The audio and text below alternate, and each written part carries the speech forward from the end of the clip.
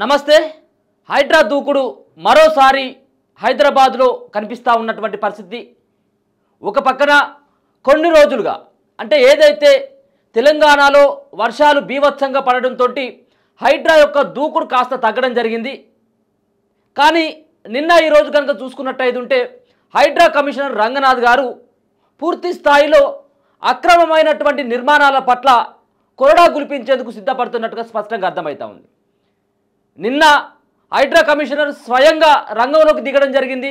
స్వయంగా అక్రమమైనటువంటి కట్టడాలు బఫర్ జోన్లో ఎఫ్టీఎల్లో కట్టినటువంటి కట్టడాలకి నోటీసులు ఇచ్చేటువంటి ప్రయత్నం చేయడం జరిగింది. కేవలం హైడ్రానే కాదు, హైడ్రాతో పాటు మరికొన్ని డిపార్ట్మెంట్లు, ఇరిగేషన్ డిపార్ట్మెంట్ కావచ్చు, మరో పక్కన మున్సిపల్ అండ్ రెవెన్యూ శాఖ ఈ సంబంధించినటువంటి ఆధ్వర్యంలో వీళ్ళందరూ కూడా ఏదైతే ఎఫ్టీఎల్ పరిధి బఫర్ జోన్ పరిధిలో కట్టుకున్నటువంటి నిర్మాణాలకి వీళ్ళందరి సమక్షంలో నోటీసులు ఇచ్చేటువంటి ప్రయత్నం చేయడం జరుగుతూ ఉంది. వాళ్ళకు క్లియర్ కట్గా చెప్పడం జరుగుతూ ఉంది. మీరు ఈ యొక్క వారం 10 రోజులలో ఖాళీ చేయాల్సి ఉంటుంది. ఈ వచ్చినటువంటి వరదలతోటి ఇక్కడ రోడ్లన్నీ కూడా జలమయం అవుతూ ఉన్నాయి, నిండిపోతూ ఉన్నాయి. మీరు ఇన్ని రోజుల కానుండి అక్రమంగానే ఈ బిల్డింగ్లో ఉంటాను, మీరు వారం 10 రోజులలో ఖాళీ చేయాలి. ఒకవేళ కనుక ఖాళీ చేయనట్టయితే ఉంటే మేమే హైడ్రా బుల్డోజర్లను తీసుకుని వచ్చి కూల్చేస్తామని చెప్పేసి సీరియస్గా వాళ్ళందరూ కూడా నోటీసులలో పేర్కొంటా ఉన్నటువంటి సిచ్యువేషన్ కనబడతా ఉంది. అంటే ఒక పక్కన కూల్చివేతలు లేనప్పటికీ ఈ యొక్క వరదలతోటి ఏ అయితే ప్రదేశాలు మునిగిపోయినాయో హైదరాబాద్లో మునిగిపోయినటువంటి ఆ ప్రదేశాల దగ్గరికి స్వయంగా రంగనాథ్ గారు వెళ్ళి అక్కడ ఎందుకు మునిగిపోతూ ఉంది, ఆ యొక్క మునిగిపోయినటువంటి ఏరియా బఫర్ జోన్లో ఉందా ఎఫ్టీఎల్లో ఉందా అన్నటువంటి తెలుసుకునేందుకు ఇక్కడ ఇరిగేషన్ అండ్ రెవెన్యూ మున్సిపల్ శాఖ అధికారులతోటి వాళ్ళందరితోటి సమీక్ష సమావేశాలు ఏర్పాటు చేయడంతో పాటు వాళ్ళని అక్కడ ఫీల్డ్ మీదకి తీసుకుపోతూ ఉన్నటువంటి సిచ్యువేషన్ కనబడతా ఉంది. అంటే నోటీసులు ఇచ్చిన తర్వాత వాటన్నిటి కూడా కూల్చివేసేటువంటి ప్రక్రియ మరి రానున్నటువంటి 1-2 డేస్లో కొనసాగేటువంటి అవకాశం కనబడతా ఉంది. ఇప్పటికే రాష్ట్రంలో ఉన్నటువంటి 5-6 జిల్లాలకు పరిమితమైనటువంటి హైడ్రా సుమారుగా 80 నుంచి 90 పెద్ద పెద్ద బిల్డింగ్లని కూల్చివేయడం జరిగిందని చెప్పేసి ఇప్పటికే రిపోర్ట్ ఇవ్వడం జరిగింది హైడ్రా. ఇంకొక పక్కన 45 ఎకరాల ల్యాండ్ని స్వాధీనం చేసుకోవడం జరిగింది. వాళ్ళందరూ కూడా ప్రభుత్వ ల్యాండ్లో ముఖ్యంగా బఫర్ జోన్ పరిధిలో వాళ్ళు కట్టుకున్నటువంటి ఇండ్లు అని చెప్పేసి తేల్చేయడం జరిగింది. ఏదైతే ప్రధానమైనటువంటి ఉద్దేశం హైడ్రాకి చెరువులను రక్షించాలి, పర్యావరణాన్ని పరిరక్షించాలి, నాలాలని కబ్జాలు చేసినటువంటి వాళ్ళ దగ్గర నుంచి విముక్తి కల్పించాలన్నటువంటి ప్రధానమైనటువంటి ఉద్దేశం. నాలాలపైన, చెరువులపైన, పార్కు స్థలాల్లో కట్టుకున్నటువంటి ఇల్లీగల్ బిల్డింగ్స్ ఏవైతే ఉన్నాయో, ఇల్లీగల్ కన్స్ట్రక్షన్స్ చేసినటువంటి వాటి ఏవైతే కట్టడాలు ఉన్నాయో వాటన్నిటి కూడా నేలమట్టం చేయడమే లక్ష్యంగా ఏర్పాటు చేసినటువంటి హైడ్రా రానున్నటువంటి రోజులలో అదనపు బాధ్యతలని ప్రభుత్వం కూడా వాళ్ళకి ఇచ్చినటువంటి పరిస్థితి కనపడతా ఉంది. ఇదే నేపథ్యంలో మరింత దూకుడు ప్రదర్శించి మిగతా సంబంధించినటువంటి ఏ అయితే అక్రమాలు కట్టడాలు ఉన్నాయో వాటన్నిటి కూడా కూల్చివేసేటువంటి ప్రక్రియ కొనసాగబోతూ ఉంది.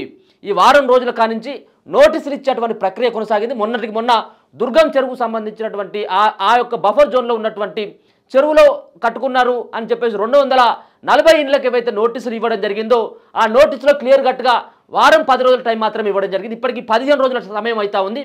ఇక రేపో మాపో మళ్ళీ దానిపైన పడేటువంటి అవకాశం ఉంటుంది. దుర్గం చెరువు పరిధిలో ఉన్నటువంటి 240 ఇండ్లు కూల్చివేసేటువంటి ప్రక్రియ రానున్నటువంటి 1-2 డేస్లో కొనసాగేటువంటి అవకాశం ఉంటుంది. ఇక మరీ ముఖ్యంగా చెప్పేటువంటి అంశం ఏంటంటే ఇటీవల జేబేరీ కన్స్ట్రక్షన్స్ అంటే జేబేరీకి సంబంధించినటువంటి కన్స్ట్రక్షన్స్ బిల్డింగ్లు ఈ మోడల్లో ఉంటాయి. ఈ దర్దాపుగా సిటీలో చాలా ఏరియాల్లో కూడా ఉండేటువంటి అవకాశం ఉంటుంది. జేబేరీ అంటే చాలా పేరున్నటువంటి కంపెనీలే, పేరున్నటువంటి ఈ సంబంధించినటువంటి కన్స్ట్రక్షన్స్ చేసేటువంటి వ్యవహారం ఉంటుంది వాళ్ళది. అయితే ఈ జయబేరికి కూడా నిన్న నోటీసులు ఇచ్చినట్టుగా తెలుస్తూ ఉంది. అది సుమారుగా ఎన్ని బిల్డింగ్స్ ఆ జయబేరికి సంబంధించినటువంటి దర్దాపుగా 22 అంతస్తుల బిల్డింగు అట్లాంటి 6 బిల్డింగ్లకి మరి అక్రమంగా బఫర్ జోన్ పరిధిలో కడతా ఉన్నారని చెప్పేసి నిన్న రంగనాథ్ గుర్తించినట్టుగా తెలుస్తూ ఉంది. వాటన్నిటిపైన చర్యలు తీసుకునేందుకు రంగం సిద్ధం చేసుకుంటా ఉన్నారు. ఈ యొక్క చెరువు రంగలాల్ కుంట సరస్సు మరొక పక్కన భగీరథమ్మ చెరువు అని ఈ 2 చెరువులతో పాటు ఇంకా పక్కన ఉన్నటువంటి చిన్న చిన్న కుంటలను సైతం నిన్న రంగనాథ్ గారు స్వయంగా వెళ్ళి పరిశీలించాలట. అక్కడ ఉన్నటువంటి ఈ యొక్క జేబేరీ కన్స్ట్రక్షన్స్కు సంబంధించినటువంటి 22 అంతస్తుల బిల్డింగ్ని తక్షణమే దీన్ని కూల్చేయాలి, ఈ అక్రమమైనటువంటి కట్టడాన్ని కూల్చేయాలని చెప్పేసి నిన్న అక్కడ మున్సిపల్ అండ్ రెవెన్యూ పోలీస్ శాఖకు సంబంధించినటువంటి వాళ్ళని ఈ కట్టడాన్ని ఇప్పటికీ అడ్డుకోండి అని చెప్పేసి వాళ్ళకు తేల్చేయడం జరిగింది. అక్కడ కన్స్ట్రక్షన్స్ అయితే ఉన్నటువంటి సందర్భంలో ఆ పనులను కూడా ఆపించేటువంటి ప్రయత్నం చేసినట్టుగా కొంత సమాచారం అందుతూ ఉంది. అంటే ఎవరిని కూడా ఉపేక్షించేది లేదు. రానున్నటువంటి రోజులలో అది ముఖ్యమంత్రి తమ్ముడే కావచ్చు, లేకపోతే ప్రజాప్రతినిధులు కావచ్చు, మరొక పక్కన అధికార పార్టీ వాళ్ళే కావచ్చు, ప్రతిపక్ష లీడర్లకు సంబంధించినటువంటి బిల్డింగ్లన్నిటి కూడా కూల్చివేయాలి, అది అక్రమం అయితే అని చెప్పేసి హైడ్రా నిర్ణయించుకోవడం జరిగింది. దీనికి చట్టబద్ధత లేదు, ఇది మధ్యలోనే ఆగిపోతుంది అని చెప్పేసి రకరకాలైనటువంటి విమర్శలు వచ్చినప్పటికీ కూడా ఇప్పుడు హైడ్రా మాత్రం ఎక్కడ కూడా తగ్గట్లేదు, ఎవరికి కూడా తలవంచదు అని చెప్పేసి స్వయంగా ముఖ్యమంత్రి రేవంత్ రెడ్డి కూడా స్వయంగా చెప్పినటువంటి నేపథ్యంలో ఇట్లాంటి జేబేరీ లాంటి మొన్న మనం చూసుకోవడం జరిగింది. ఎన్ కన్వెన్షన్ని, నాగార్జునకు సంబంధించినటువంటి ఎన్ కన్వెన్షన్ కూడా నీలమట్టం చేయడం జరిగింది. ఇక దాని తర్వాత ముఖ్యమంత్రి రేవంత్ రెడ్డి అన్నైనటువంటి ఆయనకు కూడా నోటీసులు ఇచ్చినటువంటి తిరుపతి రెడ్డి కూడా నోటీసులు ఇవ్వడం జరిగింది. అంటే బఫర్ జోన్ ఎఫ్టీఎల్ పరిధిలో ఎవరి ఇండ్లు ఉన్నప్పటికీ కూడా వాటికి అన్నిటి కూడా నోటీసులు ఇచ్చేటువంటి కార్యక్రమాన్ని హైడ్రా తీసుకుంటా ఉంది. ముందుగా నోటీసులు ఇవ్వండి, నోటీసులు ఇచ్చిన తర్వాత కొంత సమయం ఇవ్వండి, దాని తర్వాత మీరు ఒకవేళ కనుక ఇల్లీగల్ అయినట్టయితే దానిపైన చట్టపరంగా చర్యలు తీసుకోండి అని చెప్పేసి హైకోర్టు సైతం కూడా ఇప్పటికే చెప్పడం జరిగింది. ఎందుకంటే ఏదైతే హైడ్రా కూల్చివేస్తుంది అన్నటువంటి సంకేతాలు వచ్చినటువంటి వ్యక్తులు ఏం చేస్తూ ఉన్నారంటే నేరుగా హైకోర్టుకు వెళ్తూ ఉన్నారు, కోర్టులను ఆశ్రయిస్తూ ఉన్నారు, మధ్యంతర ఉత్తర్వులు తీసుకొచ్చుకుంటా ఉన్నారు. అంటే నా బిల్డింగ్ను కూల్చొద్దు, నా ఫామ్ హౌస్ని నేలమట్టం చేయొద్దు అని చెప్పేసి రకరకాలైనటువంటి కారణాలతో హైకోర్టుకు వెళ్ళి మధ్యంతర ఉత్తర్వులు తీసుకోవడంతో కొంత హైడ్రాకి బ్రేకులు పడతా ఉంది. అయితే ఇదే సందర్భంలో హైకోర్టు సైతం ఇక్కడ హైడ్రాకి కొన్ని సూచనలు చేయడం జరిగింది. మీరు ఇష్టం వచ్చినట్టుగా కూల్చడం కాదు, మీరు నేరుగా పోయి కూల్చేసేటువంటి అధికారం హైడ్రాకి లేదు అని చెప్పేసి చెప్పడం జరిగింది.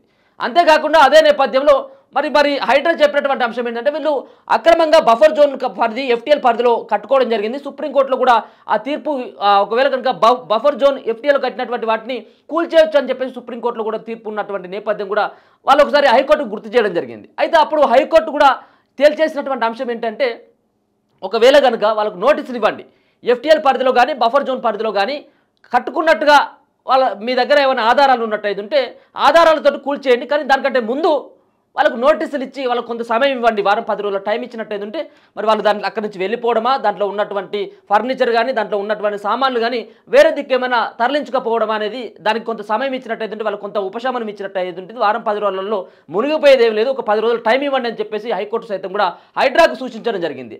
అందుకోసం అని చెప్పేసి హైడ్రా అధికారులు మరి గతంలో చూసుకోవడం జరిగింది, కొన్ని కూలగొట్టినటువంటి సందర్భాల్లో నేరుగా వెళ్ళి కూలగొట్టడం జరిగింది. ఇప్పుడు అట్లాంటి పరిస్థితి లేదు, నోటీసులు ఇచ్చినటువంటి తర్వాతనే కూలగొట్టేటువంటి పరిస్థితి కనబడతా ఉంది. అస్మతిపేటకి ఏదైతే అక్కడ ఉన్నటువంటి సుమారుగా 150 నుంచి 200 ఇళ్ళకి దాదాపుగా అక్కడ 200 ఇళ్ళ వరకు నోటీసులు ఇవ్వడం జరిగింది. అక్కడ గుడికి సైతం కూడా నోటీసులు ఇవ్వడం జరిగింది. మరి అక్కడ ఉన్నటువంటి వాళ్ళకి నోటీసులు ఇవ్వడం, మరో పక్కన ఇప్పుడు ఇంతకుముందు చెప్పినటువంటి రాయదుర్గం చెరువు అని ఏదైతే ఉంటో ఆ దుర్గం చెరువు పరిధిలో ఉన్నటువంటి 240 ఇండ్లకి ఇంకా చాలా చోట్ల కూడా నోటీసులు ఇస్తూ ఉన్నారు. ఇటీవల కురిసినటువంటి వర్షాలతోటి చెత్త చెదారం ఆగిపోయినటువంటి ఏవైతే అక్కడ నీరుతో నిండిపోయినటువంటి ప్రదేశం ఏదైతే ఉందో అక్కడికి వెళ్ళి ఇది దాని పక్కన ఉన్నటువంటి చెరువు పక్కన ఉన్నదా, కుంట పక్కన ఉన్నదా, అసలు నీళ్ళు ఎందుకు ఆగినాయి అని చెప్పేసి నేరుగా మరి రంగనాథ్ గారు వెళ్ళి నాలాల పైన గిట్ల ఏమైనా కట్టడాలు కట్టినని చెప్పేసి పరిశీలించి ఒకవేళ కనుక అప్పటికప్పుడే అక్కడ ఉన్నటువంటి రెవెన్యూ అండ్ ఇరిగేషన్ మున్సిపల్ శాఖ సంబంధించినటువంటి అధికారుల దగ్గర ఉన్నటువంటి మ్యాప్లని అక్కడ ఉన్నటువంటి వాటినన్నిటి కూడా పరిశీలించి అవి ఒకవేళ కనుక బఫర్ జోన్ పరిధిలోనో లేకపోతే నాలాల పైన కట్టినటువంటి వాటిని ఉన్నట్టయితే ఇమ్మీడియట్గా అక్కడికక్కడ నోటీస్ ఇచ్చి వాటిపైన చర్యలు తీసుకునేందుకు రంగం సిద్ధం చేసుకుంటా ఉన్నారు. కేవలం సైలెంట్ అనేది కాదు, వాళ్ళు నోటీసులు ఇచ్చిన తర్వాత మీరు కూల్చేయండి అని చెప్పేసి హైకోర్టు చెప్పడంతో కొంత కూల్చివేతలకు బ్రేక్ పడ్డట్టుగా తెలుస్తూ ఉంది. కానీ ఇక్కడ రంగనాథ్ గారు ఎక్కడ కూడా పనికి బ్రేక్ ఇవ్వలేదు, నోటీసులు ఇచ్చేటువంటి కార్యక్రమాన్ని ముందు పెట్టుకోవడం జరిగింది. రేపు కోర్టు నుంచి ఎట్లాంటి ఇబ్బందులు రాకుండా ముందుగానే మేము 15 రోజులు టైం ఇచ్చినాం, నెల రోజులు టైం ఇచ్చినాం కాబట్టి మరి వాళ్ళు కూల్చేసేందుకు మేము వాళ్ళకు టైం ఇవ్వడం జరిగింది. వాళ్ళు ఖాళీ చేయకపోవడం వల్ల మేము కూల్చేసినామని చెప్పేసి రేపు హైకోర్టుకు చెప్పుకునేందుకు వీలుగా ఆయన ముందుగా ఒక పకడ్బందీ ప్లాన్ ప్రకారమే హైడ్రా ముందుకు వెళ్తున్నట్టుగా స్పష్టంగా అర్థమవుతా ఉన్నటువంటి పరిస్థితి మనకు కనపడతా ఉన్నది. మరొక పక్కన ఏ అయితే కూల్చివేతలు ఇటీవల మనం చూసుకోవడం జరిగింది.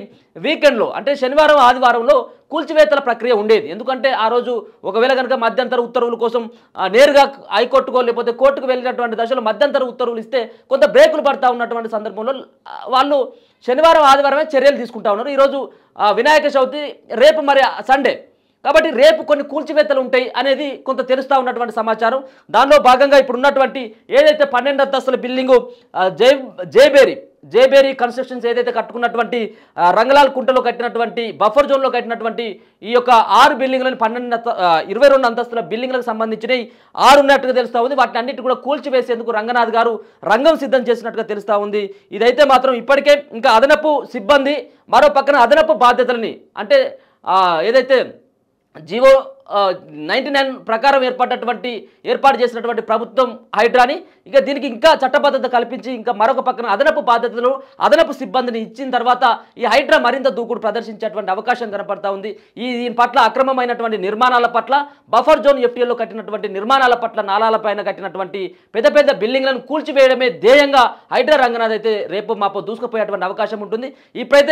ఇప్పుడైతే కొంత రాజకీయ ప్రోద్బలం లేకుండానే నడుస్తున్నటువంటి హైడ్రా మరి రానున్నటువంటి రోజులలో మరి రాజకీయాలకి అతీతంగా ఉంటుందా, లేకపోతే రాజకీయాలకు లోబడి ఉంటుందా, దీనిపైన ఎవరు ప్రెషర్ ఉంటుంది, ప్రభుత్వం యొక్క ప్రెషర్ ఉంటుందా లేదా అనేది మరికొద్ది రోజులలో చూస్తాం. కానీ హైడ్రాని ఇప్పటికి కొంతమంది విమర్శిస్తూ ఉన్నారు, కొంతమంది సమర్థిస్తూ ఉన్నటువంటి నేపథ్యంలో మరింత దూకుడుగా హైడ్రా వెళ్ళి ఇది ఎవరికి కూడా ప్రతిపక్షాలకి, పాలక పక్షాలకి ఎక్కడ కూడా వాళ్ళకు తలొంచదు అన్నటువంటి తీరుగా వాటిని హైడ్రా పనిచేయాలని చెప్పేసి సామాన్యమైనటువంటి ప్రజలు కోరుకుంటా ఉన్నారు.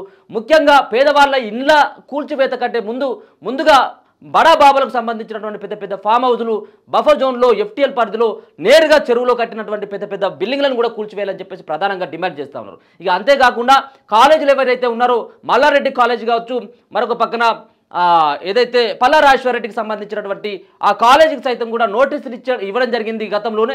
మరి దానికి అకాడమిక్ ఇయర్ కావాలని చెప్పేసి అంటా ఉన్నారు. అసదుద్దీన్ కాలేజీని కూడా కూల్చివేయాలి, అది పూర్తి స్థాయిలో కూడా అది చెరువులోనే కట్టడం జరిగిందని చెప్పేసి ఒక పక్కన పెద్ద ఎత్తున కూడా నిరసనలు వ్యక్తం అవుతా ఉన్నాయి. ఎందుకు వాళ్ళ కాలేజీలను ముట్టుకోవట్లేదు, ఇక్కడ చిన్న చిన్న వాళ్ళ ఇండ్లను కూడా ఎందుకు మీరు కూల్చివేస్తూ ఉన్నారు అన్నటువంటి ప్రధానమైనటువంటి పెద్ద ఎత్తున కూడా దీని చర్చ నడుస్తున్నటువంటి నేపథ్యంలో హైడ్రా కొంత ఏదైతే అకాడమిక్ ఇయర్ అయిపోవాలని చెప్పేసి కొంత ఏదైతే హైడ్రా అధికారి అయినటువంటి హైడ్రా కమిషనర్ అయినటువంటి రంగనాథ్ ఆ యొక్క అకాడమిక్ ఇయర్ తర్వాత కూల్చేస్తామని చెప్పేసి ఒక పక్కన ఆయన చెప్పడం జరిగింది. కానీ ఆ యొక్క మాటల్ని వాపసు తీసుకున్నటువంటి అవకాశం కనబడతా ఉంది. ఎందుకంటే మిగతా ఇండ్లను కూల్చినట్టయితే ఆ ఇండ్లు కనబడట్లేదా, అంత పెద్ద బిల్డింగ్లు కనబడట్లేదా, వాటిని నేరుగా చెరువులోనే కట్టినప్పటికీ వాటిని మీరు ఎంత టైం ఇచ్చినప్పటికీ కూడా ఒకవేళ కనుక నిజంగా హైడ్రాకి కూల్చివేసేటువంటి ఉద్దేశం ఉన్నప్పటికీ కూడా కొంత సమయం ఇవ్వడంతో 6 నెలల సమయం ఇవ్వడంతో వాటిపైన ఏం చర్యలు ఉండేయని చెప్పేసి ప్రజలు భావిస్తూ ఉన్నారు.